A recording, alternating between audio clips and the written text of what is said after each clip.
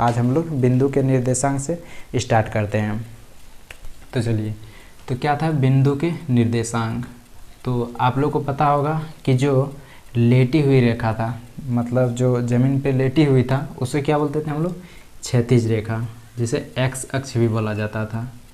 ये जो ज़मीन पर लेटी हुई रेखा है, इसको क्या बोला जाता था? एक्स अक्ष, एक्स अक्ष, ठीक है। और जो खड़ा होता था, क्या जो खड़ा होता था रेखा, उसको क्या बोला जाता था?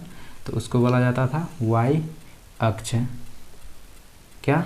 वाई अक्ष। इसे क्षैतिज रेखा भी बोला जाता है, ठीक है, वाई अक्ष। तो यहाँ हमारा क्या है? यहाँ हमारा मूल बिंदु है, जहाँ एक्स अक्ष और वाई अक्ष एक दूसरे को प्रतिच्छेद करती है या काटती है, उस बिंदु को हम लोग क्या बोलते हैं? मूल बिंदु बोलते हैं, ठीक है। तो एक्स अक्ष के इधर दाईं तरफ क्या होता था? पॉजिटिव। तो दाईं तरफ जब बढ़ेंगे तो क्या हो जाएगा हमारा? +1 2 3 4 5, ठीक है। और जब इधर जाएंगे बाईं ओर, तो बाईं ओर क्या होता था?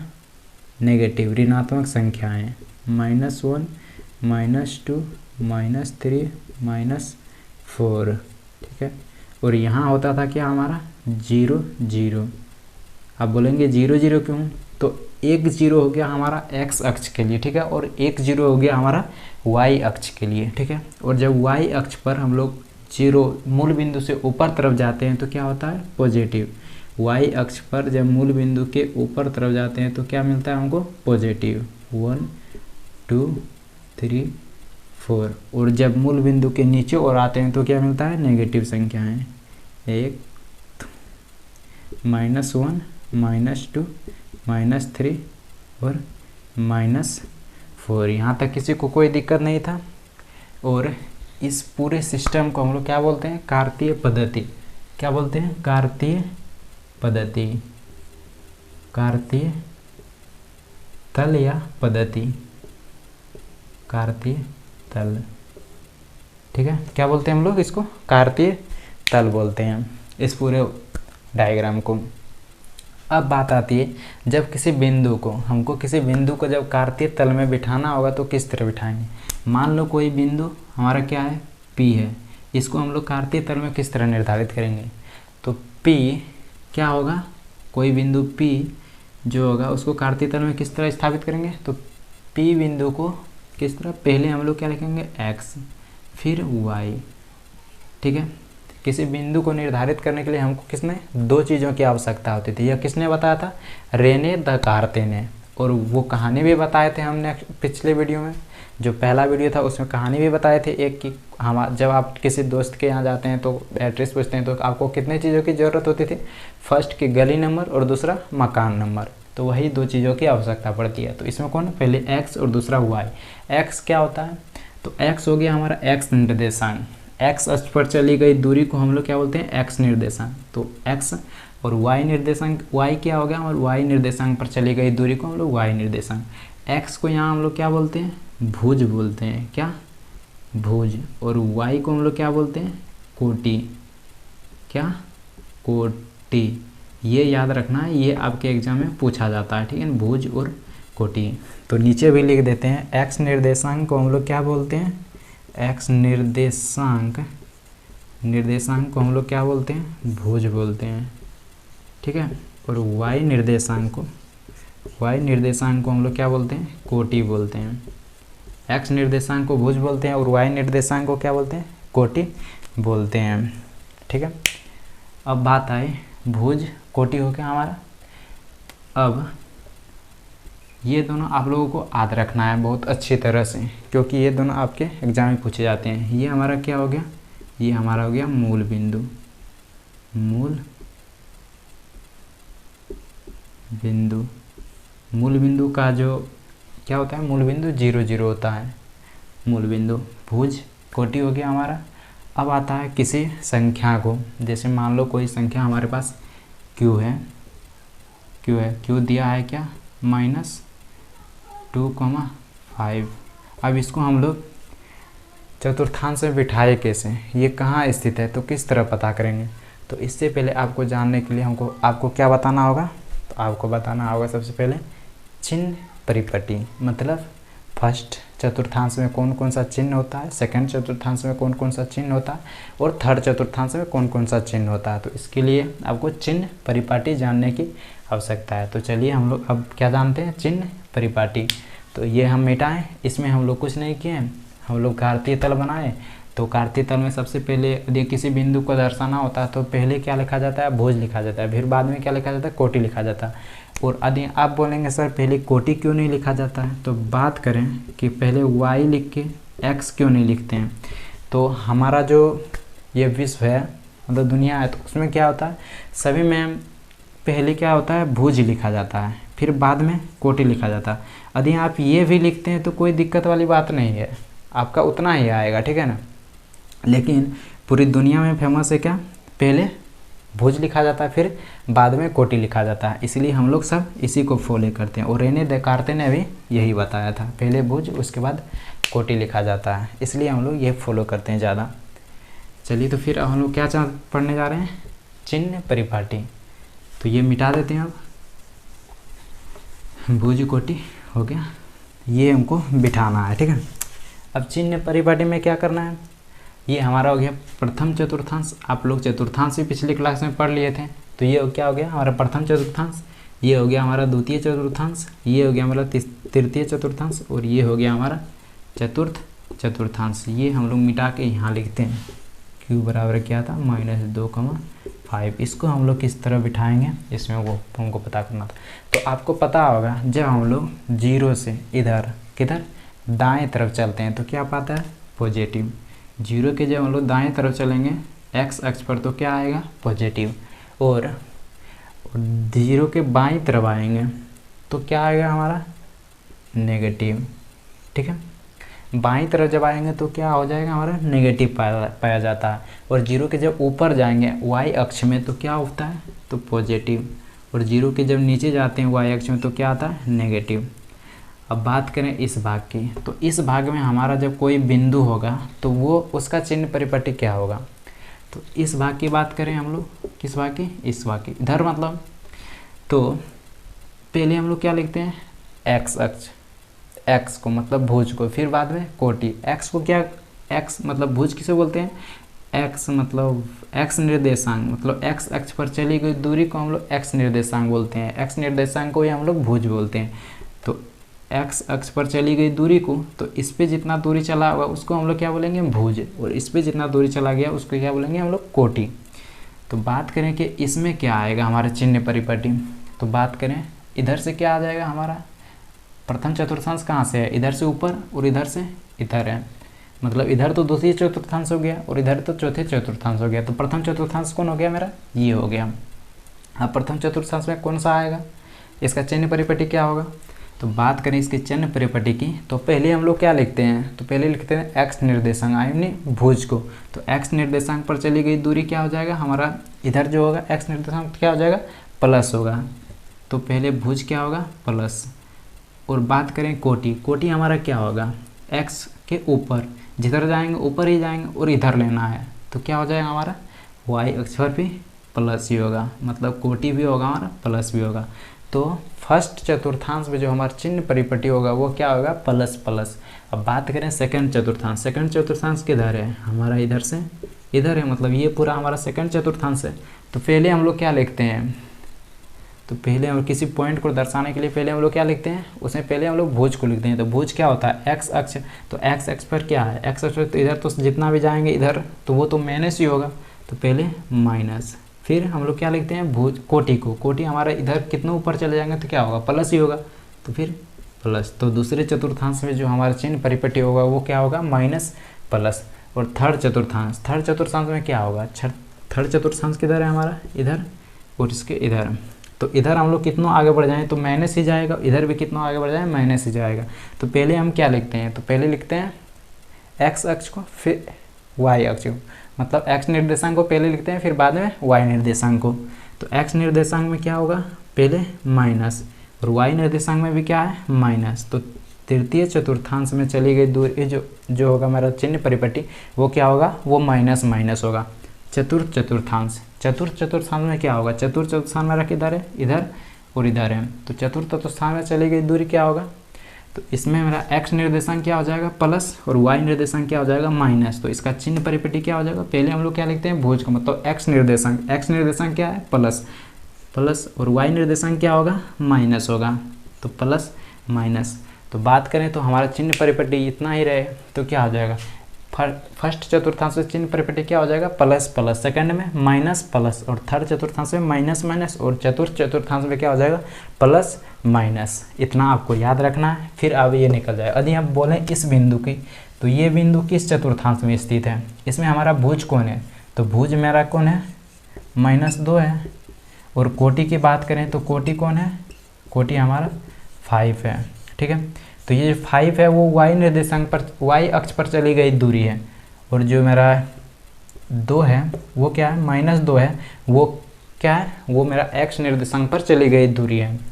तो ये हमारा कहाँ स्थित होगा, बात करें ये q -2 की, तो वो ये कहाँ स्थित होगा, तो माइनस प्लस है, माइनस पहले फिर प्लस है, तो ये कौन सा चतुर्थांश है, तो माइनस प्लस कौन सा चतुर्थांश है, द्वितीय चतुर्थांश में। तो ये हमारा Q का जो मान दिया है वो कौन सा चतुर्थांश में स्थित होगा, तो वो द्वितीय चतुर्थांश में स्थित होगा, वो भी अभी बताएंगे। आप इसका स्क्रीनशॉट ले लीजिए पहले, फिर हम इसी को निर्धारित करेंगे कहाँ बैठेगा। ठीक है, चलिए तो फिर आगे बढ़ते हैं, हम इसको अब बिठाते हैं। हमारा प्रथम चतुर्थांश हम लोग चिन्ह परिपटी अभी जान गए, फिर हम लोग आगे बढ़ते हैं अभी और देखते हैं ये Q का जो मान दिया है वो किस चतुर्थांश में है। ऐसे तो भी हम लोग पता कर लिए तो कि ये द्वितीय चतुर्थांश में, फिर भी हम लोग बिठा के देखते हैं। -2 है हमारा, -2 कहाँ है, यहाँ है। वो बात करें कितना, और +5 मतलब ऊपर, प्लस किधर होता है, ये तो हमारा y अक्ष वाला y निर्देशांक है, और ये हमारा x निर्देशांक। पहले हम लोग क्या लिखते हैं x निर्देशांक, फिर बाद में हम लोग क्या लिखते हैं y निर्देशांक। तो हमारा x निर्देशांक कहाँ है, x निर्देशांक क्या होता है, x अक्ष पर चली गई दूरी को, तो x अक्ष पर क्या है -2, तो कितना सा है इधर x अक्ष पर, इधर तो जाएंगे तो प्लस होगा, तो इधर ही आना होगा, तो कहाँ से यहाँ तक आए, तो हमारा -2 यहाँ है। ठीक है, अब y निर्देशांक मतलब y अक्ष पर चली गई दूरी पर, y अक्ष पर चली गई दूरी कितना है +5 है, +5 मतलब इधर, मतलब यहाँ हमारा +5 है, मतलब y अक्ष पर चली गई दूरी। तो यहाँ से हम लोग कितना दूरी तक चलेंगे, यहाँ तक हमारा हो जाएगा +5। अब हमारा जो ये Q बिंदु है वो कहाँ स्थित होगा, तो इधर से समांतर लेना है, लाइन खींचना, आप लोग के पास तो स्केल ही होगा, और इधर से भी समांतर ले लेना है। तो हमारा जो Q बिंदु होगा वो कहाँ स्थित होगा, यहाँ स्थित होगा। यहाँ क्या स्थित है -2,5। ठीक है, और हम लोग अच्छी तरह से उदाहरण से समझेंगे। चलिए तो इतना अभी थोड़ा सा समझाएं, फिर हम लोग आगे बढ़ते हैं। अब उदाहरण से हम लोग कुछ समझने की कोशिश करते हैं। चलिए तब आगे बढ़ते हैं फिर। और आप लोग पेज नंबर निकाल लीजिए कितना, 67, तो 67 निकाल लीजिए 67। आज हमारा डे 2 था ना, ये खाली मिट गया भाई। वहाँ देखिए एक उदाहरण दिया है, ऐसे ही समझाया गया है, बनाते हैं वही। इससे आप लोगों को थोड़ा सा और समझ में आ जाएगा, फिर उदाहरण 1 से पूरी अच्छी तरह से। ठीक है, यहाँ हमारा क्या है 0 0 है, इधर हमारा क्या है, ये हमारा x अक्ष, ये y, ये x डैश, ये y डैश। ठीक है, इधर प्लस इधर माइनस, उधर प्लस इधर माइनस। ठीक है, यहाँ तक तो दिक्कत वाली बात नहीं। अब तो आप सब कार्तीय तल को बनाने तो सीख गए बहुत अच्छी तरह से। तो यहाँ क्या होगा 1 2 3 4 5, ऊपर जाए इधर आएंगे तो क्या तरफ बाएं तरफ आएंगे तो माइनस, नेगेटिव संख्याएं।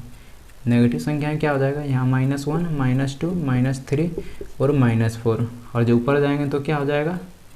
तो बात करें हम लोग जब y अक्ष पर जब ऊपर की ओर जाएंगे तो क्या हो जाएगा, प्लस धनात्मक संख्याएं, तो धनात्मक संख्या लिख दिए। फिर यदि नीचे की ओर आएंगे तो क्या हो जाएगा, ऋणात्मक संख्याएं।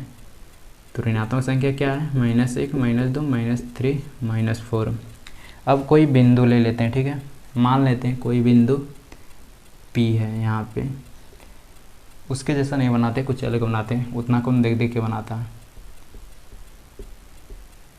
ठीक है, और यहाँ से 4 है। तो ये P बिंदु का निर्देशांक क्या होगा वो आपसे पूछ रहा है, ठीक है। P बिंदु का निर्देशांक क्या होगा वो पूछ रहा है। और एक कोई बिंदु ले लेते हैं, हाँ इसका मतलब कोई Q बिंदु है ये, और इसका निर्देशांक क्या होगा वो पूछ रहा है। Q बिंदु का निर्देशांक क्या होगा ये बताना आपको। चलिए तो जल्दी से आप लोग कमेंट कीजिए। तो यदि आप लोग कुछ भी समझें तो उसका क्या होगा ये बताइए जल्दी से। यहाँ हमारा 3 है, ठीक है, जल्दी बताइए इसका निर्देशांक क्या होगा और इसका निर्देशांक क्या होगा, P बिंदु का निर्देशांक। तो पहले हम लोग किसको लिखते हैं, भुज को लिखते हैं, उसके बाद कोटि को लिखते हैं। किसी बिंदु को दर्शाने के लिए सबसे पहले हम लोग क्या लिखते हैं, भुज को, फिर कोटि को। किसी बिंदु को दर्शाने के लिए पहले किसको लिखते हैं, भुज को लिखते हैं, फिर हम लोग कोटि को लिखते हैं। भुज किसे बोलते हैं, एक्स निर्देशांक को हम लोग भुज बोलते हैं और वाई निर्देशांक को हम लोग कोटि बोलते हैं, ठीक है। जल्दी से बताइए तो उसका आंसर क्या होगा, आप लोग बताइए। तो हम इधर लिख देते हैं ऐसा समझने के लिए निर्देशांक, ठीक है। बताइए इसका क्या होगा, इसका निर्देशांक क्या होगा। चलिए तो आप लोग बता दिए होंगे, आप लोग को तो पता चल गया होगा। तो हम बताते हैं, बात करें P बिंदु की, तो P बिंदु का निर्देशांक क्या होगा। तो पहले हम लोग क्या लिखते हैं, भुज किसे कहते हैं, x निर्देशांक को। और x निर्देशांक किसे कहते हैं, x निर्देशांक बोलते हैं x अक्ष पर चली गई दूरी को हम लोग x निर्देशांक बोलते हैं। तो x अक्ष पर कितनी दूरी चला है, तो x अक्ष पर कहाँ से, यहाँ से आया, यहाँ आया 1 पर, फिर 2 पर, 2 से 3, 3 से 4, मतलब यहाँ तक आया है। x पर यहाँ तक आया है, और y पर कहाँ तक गया है, y तक भी यहाँ तक आया है, 4 तक है। तो पहले हम लोग क्या लिखते हैं, पहले लिखते हैं x अक्ष, मतलब x निर्देशांक, मतलब x अक्ष पर चली गई दूरी को। तो x अक्ष पर कितनी दूरी चला है, तो 4 तक, तो क्या लिखेंगे 4, फिर कॉमा देना है। फिर y अक्ष पर चली गई दूरी को y निर्देशांक कहते हैं, मतलब कोटि कहते हैं। तो कोटि हमारा कितना है, तो y अक्ष पर कितनी दूरी तक चला है, तो y अक्ष पर भाई यहाँ से यहाँ तक चला है, मतलब 4 तक। तो P बिंदु का निर्देशांक क्या होगा, 4,4 है। अब बात करें Q बिंदु का, तो Q बिंदु का निर्देशांक क्या होगा। Q बिंदु का निर्देशांक की बात करें तो x अक्ष पर चली गई दूरी, पहले क्या लिखते हैं हम लोग, भुज को लिखते हैं। भुज क्या होता है, x निर्देशांक। x निर्देशांक मतलब क्या होगा, x अक्ष पर चली गई दूरी। तो x अक्ष पर कितनी दूरी चला है, तो आप बोलेंगे सर यहाँ -3 तक आया x अक्ष पर। तो हमारा भुज क्या हो गया, -3। और बात करें कोटि, कोटि क्या हो गया, तो कोटि मतलब y निर्देशांक। y निर्देशांक मतलब y अक्ष पर चली गई दूरी। तो y अक्ष पर कितनी दूरी तक चला है, -4 तक। तो यहाँ से आना है हमको कितना तक, -4 तक, मतलब हमारा जो कोटि है वो -4 है, ठीक है। इसमें कोई दिक्कत वाली बात नहीं है, यहाँ तक समझ में आ गया होगा। फिर हम लोग आगे बढ़ने की कोशिश करते हैं, ठीक है। इसमें कोई दिक्कत नहीं ना है कहीं भी। अब हम लोग उदाहरण से कुछ समझते हैं, ठीक है। हम लोग उदाहरण निकालते हैं, आप लोग बुक निकाल ही लिए होंगे। तो उदाहरण 1 देखिए आप लोग, ठीक है। कौन देखना है, उदाहरण 1 हम बनाते हैं तब तक, और आप लोग भी बनाइए अपना कॉपी में कि किस तरह होता है। ये रहने देते हैं भुज कोटि, इसे बाद में लिख देंगे, अभी मिटा देते हैं पूरा।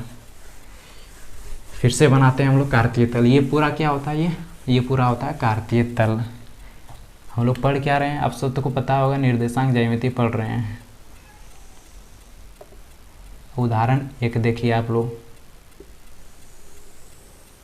उदाहरण 1 में दिया हुआ क्या, उसमें कुछ भी बिंदु दिया है, उसका हम लोग भुज और कोटि पूछ रहा है, ठीक है। ये हमारा x अक्ष का x हो गया, ये x डैश, ये y और ये y डैश, ठीक है। यहाँ हमारा क्या होगा, 0 0 0 लिखो या 0 लिखो, कोई टेंशन नहीं, ये मूल बिंदु है, ये दोनों का यहाँ 0 ही होगा। इधर हमारा क्या हो जाएगा, तो आप सबको पता है हमारा इधर जो होगा वो क्या होगा, पॉजिटिव धनात्मक संख्याएं। और बात करें इधर की, तो इधर क्या हो जाएगा हमारा ऋणात्मक संख्याएं। और x अक्ष में ऊपर की बात करें तो ऊपर की ओर क्या हो जाएगा, धनात्मक संख्याएं। और नीचे की अगर बात करें तो नीचे क्या हो जाएगा, ऋणात्मक संख्याएं। यहाँ तक तो दिक्कत नहीं है। अब तो आप लोग कार्तीय पद्धति अच्छी तरह से बनाने सीख गए होंगे। ऋणात्मक संख्या, तो इधर धनात्मक संख्या, मतलब 1 2 3 4 5 6 7 8। और इधर क्या हो जाएगा हमारा ऋणात्मक संख्या, -1 -2 -3 -4 -5। और x अक्ष में ऊपर की ओर क्या हो जाएगा, धनात्मक संख्याएं। और नीचे की ओर ऋणात्मक संख्याएं। नीचे की ओर क्या हो जाएगा, ऋणात्मक संख्याएं। चलिए, तो यहाँ तक दिक्कत नहीं है, 6 यहाँ तक तो दिक्कत नहीं है। अब क्या दिया है, b दे दिया हमको 3। किधर दे दिया है, b हमारा कहाँ दिया है, इस पर है हमारा, यहाँ इस पर है, यहाँ मतलब हमारा b दे दिया है, कुछ इस प्रकार दिया हुआ है। ठीक है, आप लोग उदाहरण 1 देख के अच्छी तरह से बनाइएगा। यहाँ हमारा दे दिया है b। ठीक है, अब फिर m दिया है, m कहाँ दिया है, 3 यहाँ से है। इसी प्रकार दिया हुआ है। ठीक है, आप लोग भी कोशिश कीजिए बनाने। इसे आप लोग पास तो ग्राफ कॉपी होगा, अधिकतम ग्राफ कॉपी में ही बनाने की कोशिश कीजिएगा। यहाँ हमारा क्या दिया है, m दिया है। ठीक है, फिर हम लोग का नीचे दिया हुआ है, इसमें भी, इसमें क्या दिया है, 4 3 3 4। यहाँ दिया है हमारा, यहाँ क्या है, तो यहाँ हमारा S है ना, हाँ S है। ये बिंदु हमारा क्या है, S है। ये बिंदु हमारा B है और ये बिंदु हमारा M है। अब कुछ इसके बारे में प्रश्न भी दिया, और एक बिंदु है L है, -5 -4। ठीक है, L बिंदु है और एक। चलिए, कोई टेंशन नहीं, ये भी बना ही लेते हैं, फिर हम लोग सॉल्व करेंगे और पूरी अच्छी तरह से सॉल्व करेंगे, आराम आराम से सॉल्व करेंगे, दिक्कत वाली बात नहीं है। ठीक है, ये हमारा कौन बिंदु है, L बिंदु है, ये L। अब प्रश्न देखो। ठीक है, इतना तक दिक्कत वाली बात नहीं है। अब प्रश्न देखो, मतलब उदाहरण 1 का पहला प्रश्न देखो। उदाहरण 1 के लिए चित्र दिया है आपका, निर्देशांक ज्यामिति, और पेज नंबर कितना है, 69 पर आप लोग जाइए। ठीक है, जल्दी से जाइए, यदि कोई नहीं निकालें अपना बुक तो जल्दी से निकाल लीजिए। 69 से ही समझ में आ सकता है आप लोग, क्योंकि वहाँ फिगर दिया हुआ है। आप लोग फिगर देखेंगे, यदि नहीं भी बनाएंगे तो फिगर देखेंगे तो कुछ कुछ समझ में आ जाएगा। चलिए, तो उतना पहुँच गए। तो पहला प्रश्न आप लोग देखिए, क्या बोल रहा है, बिंदु बी का भुज और कोटि क्रमशः डैश और डैश, मतलब क्या क्या होगा, है, अतः बी का निर्देशांक क्या होगा। पहला प्रश्न क्या दिया है, बिंदु बी का क्या बोल रहा है, भुज और कोटि।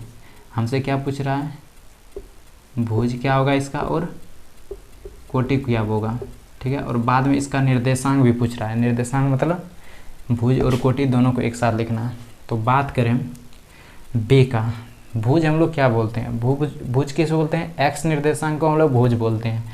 किसको बोलते हैं, ये आपको याद रखना है बहुत अच्छी तरह से, आपको 10th क्लास में भी ये काम आएगा, भुज और कोटि। तो भुज हम लोग किसको बोलते हैं, एक्स निर्देशांक को भुज बोलते हैं। एक्स निर्देशांक क्या होता है, तो एक्स अक्ष पर चली गई दूरी को हम लोग क्या बोलते हैं, एक्स निर्देशांक। तो हमारा एक्स अक्ष पर कितनी दूरी पर चले हैं, कितना दूर चले हैं, तो हमारा एक्स अक्ष पर 4 तक आए हैं। तो हमारा भुज कितना हो गया, तो भुज हो गया 4। बात करें कोटि की, तो कोटि क्या होता है, कोटि होता है वाई निर्देशांक। वाई निर्देशांक मतलब वाई अक्ष पर चली गई दूरी को। तो वाई अक्ष पर हम लोग बी कितनी दूरी तक चला है, तो बी हम लोग 3 तक आया है।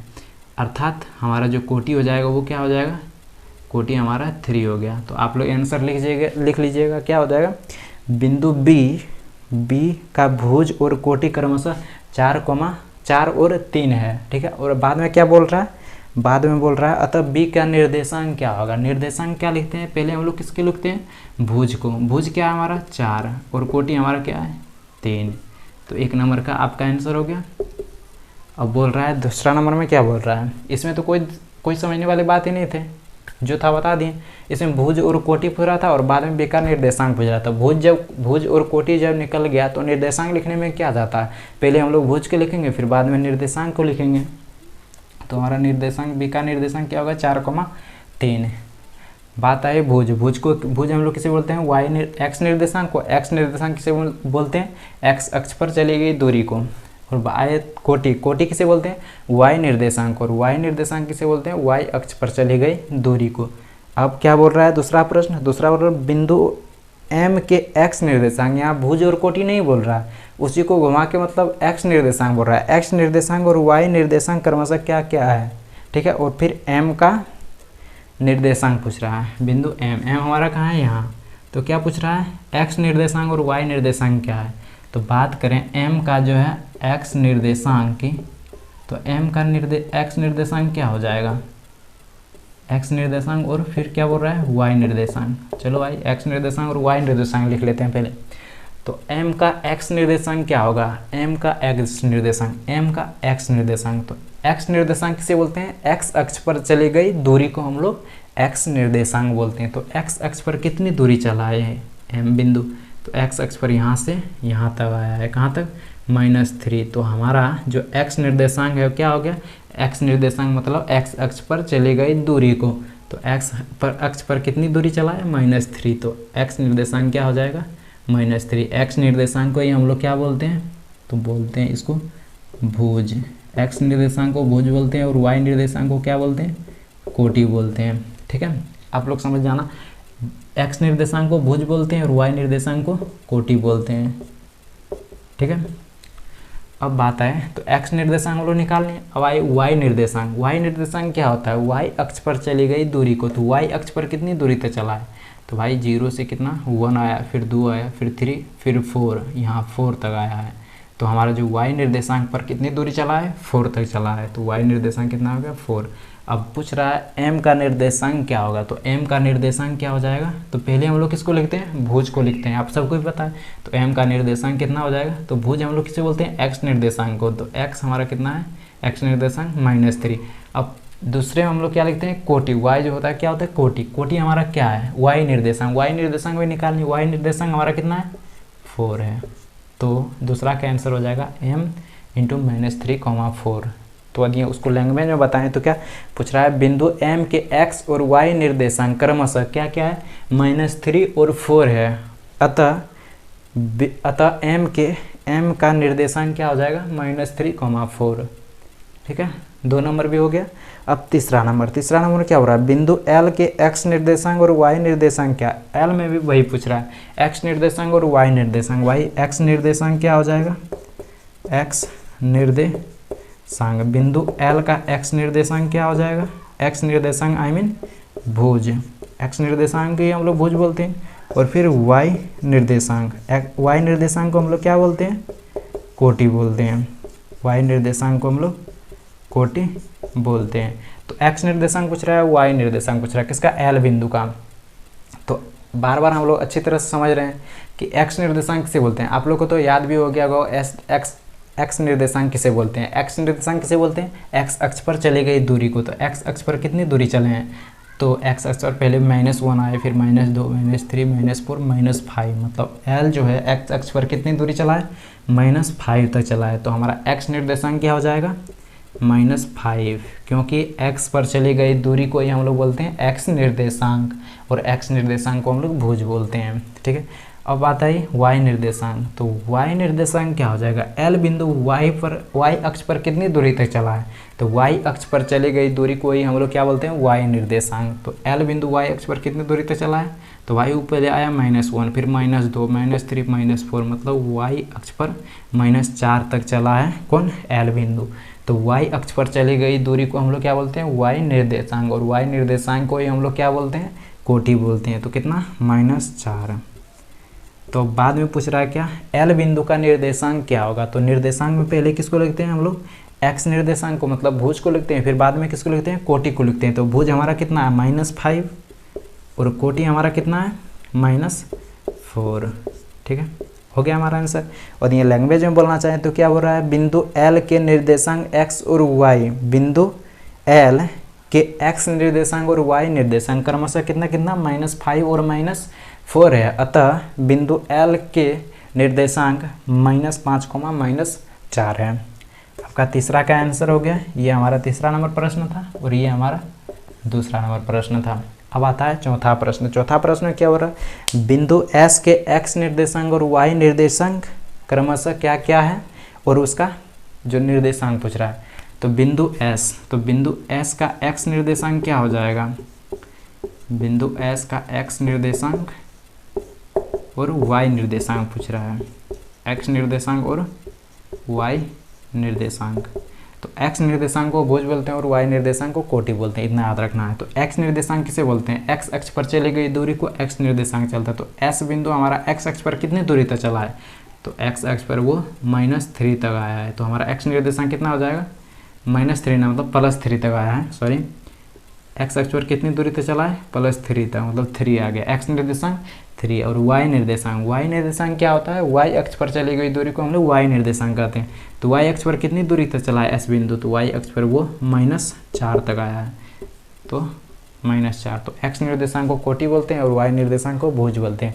तो s का निर्देशांक क्या हो जाएगा, s बिंदु का निर्देशांक क्या हो जाएगा, तो पहले हम लोग किसको लिखते हैं, कोटि को। कोटि हमारा कितना है 3, फिर बाद मतलब पहले हम लोग पहले भुज को लिखते हैं फिर बाद में कोटि को लिखते हैं। तो हमारा x निर्देशांक कितना है 3, तो भुज कौन हो गया हमारा 3 और कोटि, फिर बाद में किसको लिखते हैं हम लोग, कोटि को लिखते हैं। तो y अक्ष हमारा कितना है -4।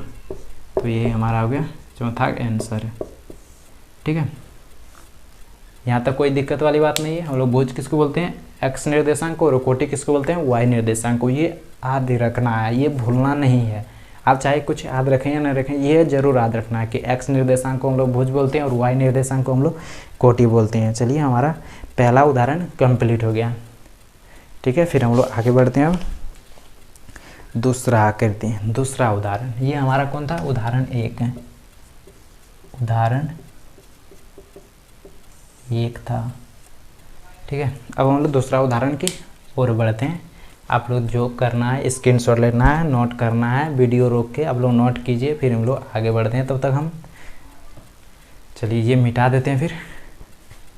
चलिए तो कितना बनाएंगे, अच्छी तरह से मिटाते हैं थोड़ा थोड़ा। वाव, चलिए अब पेज नंबर 1 आगे बढ़ना है, मतलब 70 पेज नंबर जाना है उदाहरण 2 के लिए। एक ही उदाहरण थोड़ा ना बनाना, आगे भी बढ़ना होगा ना, एक ही जगह अटक के कहाँ रहेंगे हम लोग। चलिए तो फिर मिट गया, आप लोग बनाइए। ये कितना है हमारा उदाहरण 2, पेज नंबर कितना 70। अब समझ में आया। चलिए मिट गया हमारा पूरा अच्छी तरह से। ये -5 है, ये -4 है, और यहाँ 3 है, यहाँ 4 है, यहाँ 5 है, 5 और। चलिए तो क्या बोल रहा है, इसमें बिंदु दिया है B कितना पे 3 पे, एक बिंदु B दे दिया है किस पे 3 पे, बड़ा कर दिया, और फिर D बिंदु दे दिया -4 पे। यहाँ हमारा एक D बिंदु दिया है -4 पे, फिर A बिंदु दिया है कितना 4 पे, A बिंदु दे दिया है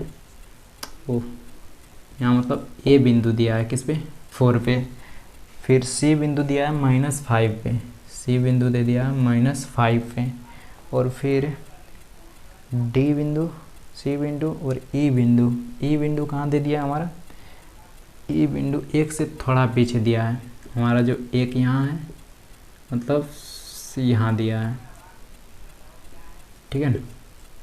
हमारा E बिंदु कहाँ है, यहाँ, और इसका मान दे दिया है 2/3, इतना ही है ना, हाँ 2/3 ही है, ठीक है, 0 है। अब क्या बोल रहा है, तो फर्स्ट नंबर में क्या बोल रहा है, फर्स्ट नंबर बोल रहा है हमको इनका सबका जो बिंदु का है निर्देशांक ज्ञात करने के लिए बोल रहा है। प्रश्न में यही बोल रहा है कि अंकित बिंदुओं के निर्देशांक लिखिए। तो कोई टेंशन है भाई, निर्देशांक लिखने में क्या जाता है। फर्स्ट हम लोग स्टार्ट करते हैं ए बिंदु का। तो ए बिंदु का निर्देशांक क्या होगा, तो फर्स्ट नंबर ए बिंदु का निर्देशांक क्या होगा। तो पहले हम लोग किसको लिखते हैं, तो पहले आप सबको पता है, यदि किसी बिंदु को हमको दर्शाना है पी बिंदु को, तो पहले हम लोग किसको लिखते हैं, भुज को लिखते हैं, फिर कोटि को लिखते हैं, ठीक है। यहाँ तक दिक्कत नहीं है। भुज हम लोग किसको बोलते हैं, एक्स निर्देशांक को, और कोटि किसको बोलते हैं, वाई निर्देशांक को। इसमें कोई दिक्कत वाली बात नहीं, यहाँ तक समझ में आ गया होगा। फिर हम लोग ए का पूछ रहा है निर्देशांक क्या होगा, फिर बी का पूछ रहा है, फिर सी का पूछ रहा है, फिर डी का पूछ रहा है, फिर ई का पूछ रहा है, तो कोई दिक्कत वाली बात नहीं। ए का निर्देशांक क्या होगा, मतलब पहले ए का निर्देशांक निकालेंगे, हमको दो चीज़ की ज़रूरत है, एक्स और वाई।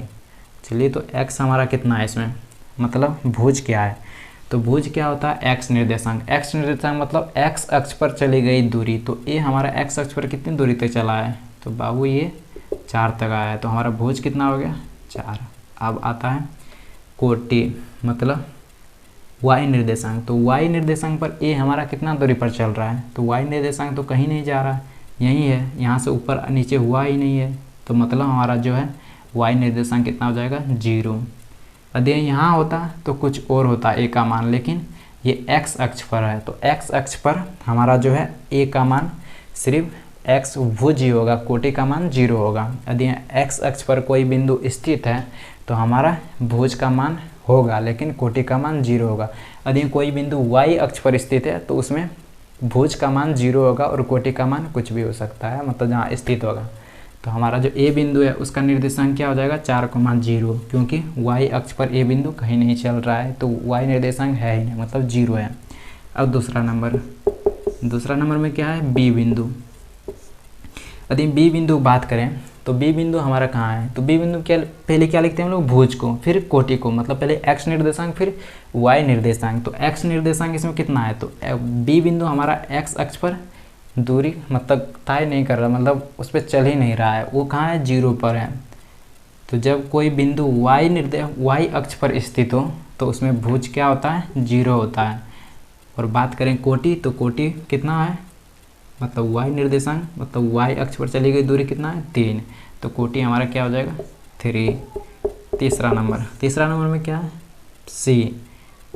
बात करें सी का, तो सी हमारा कितना दूरी पर चल रहा है, तो सी किस अक्ष पर स्थित है, एक्स अक्ष पर। तो एक्स अक्ष पर जब स्थित है तो वाई निर्देशांक क्या हो जाएगा, 0 हो जाएगा। तो एक्स अक्ष पर कितनी दूरी पर स्थित है, तो -5 पर। एक्स अक्ष पर कितनी दूरी तय कर रहा है, -5। तो हमारा भुज क्या हो जाएगा, -5 और कोटि क्या हो जाएगा, 0, क्योंकि वो एक्स अक्ष पर स्थित है। अब बात करें चौथा नंबर में क्या है, डी। तो डी हमारा किस अक्ष पर स्थित है, तो बोलेंगे सर ये वाई अक्ष पर स्थित है। किस पर है, वाई अक्ष पर स्थित है। जब वाई अक्ष पर स्थित है तो हमारा जो एक्स निर्देशांक होगा वो 0 होगा, आई मीन भुज 0 होगा। और बात करें कोटि की, तो कोटि कितना हो जाएगा, तो वाई निर्देशांक पर कितनी, मतलब वाई अक्ष पर कितनी दूरी तय कर रहा है, -4 तक। तो वाई निर्देशांक -4, इसीलिए कोटि भी कितना हो जाएगा, -4। अब एक बच गया रे, वो लिख देते हैं। 5वां नंबर यहाँ लिख देते हैं।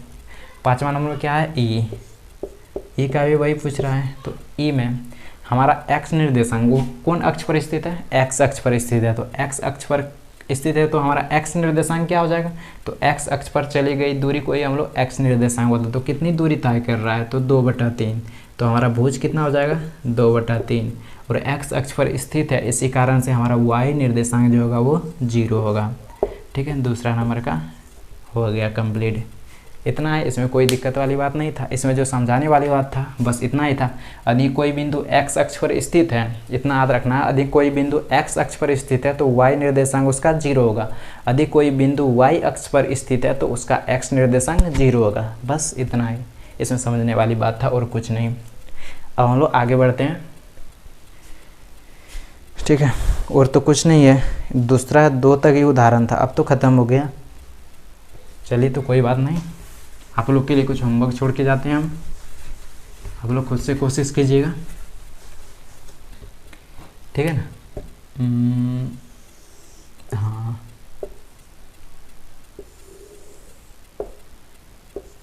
यहाँ तक दिक्कत नहीं है। अब बात करें इसका है 2, 3, 5।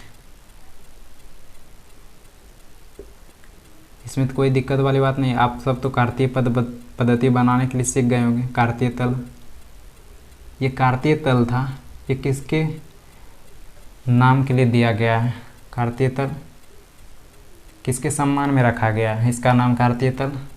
थोड़ा इसका नाम कमेंट कीजिएगा, जिसके सम्मान में रखा गया है कार्तीय तल। 2, 3, 4 आप लोग तब तक कमेंट कीजिए, तब तक हम बनाते हैं। -2, -3, -4, यहाँ 0 हो गया हमारा। ऊपर क्या होता है, +4। बात करें और नीचे नेगेटिव -4। तो आपका एक बिंदु कहाँ स्थित है, यहाँ पे स्थित है, -3 पर।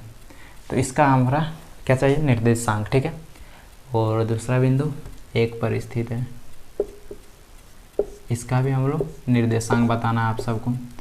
यहाँ x हो गया, यहाँ x डैश, यहाँ y और यहाँ y डैश, और एक बिंदु -4 पर स्थित है, और इसका भी आपको क्या बताना है, निर्देशांक बताना है।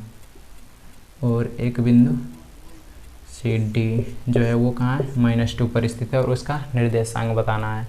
और दूसरा एक बिंदु कोई यहाँ स्थित है Q, तो इसका चिन्ह परिपटी क्या होगा, क्या बताना है, चिन्ह परिपटी। ठीक है, कोई बिंदु यदि Q किसमें, सेकंड चतुर्थांश में स्थित है, तो उसका चिन्ह परिपटी क्या होगा वो बताना है। बस आज के लिए इतना ही रखते हैं, फिर नेक्स्ट क्लास में देखते हैं। और नेक्स्ट क्लास में कोशिश करेंगे आपका 3.2 कंप्लीट कर दें। 3.2 कंप्लीट करके, ज़्यादा बड़ा तो है नहीं, वो कंप्लीट करके फिर हम लोग आगे बढ़ेंगे। आज के लिए इतना ही रखते हैं। Thank you.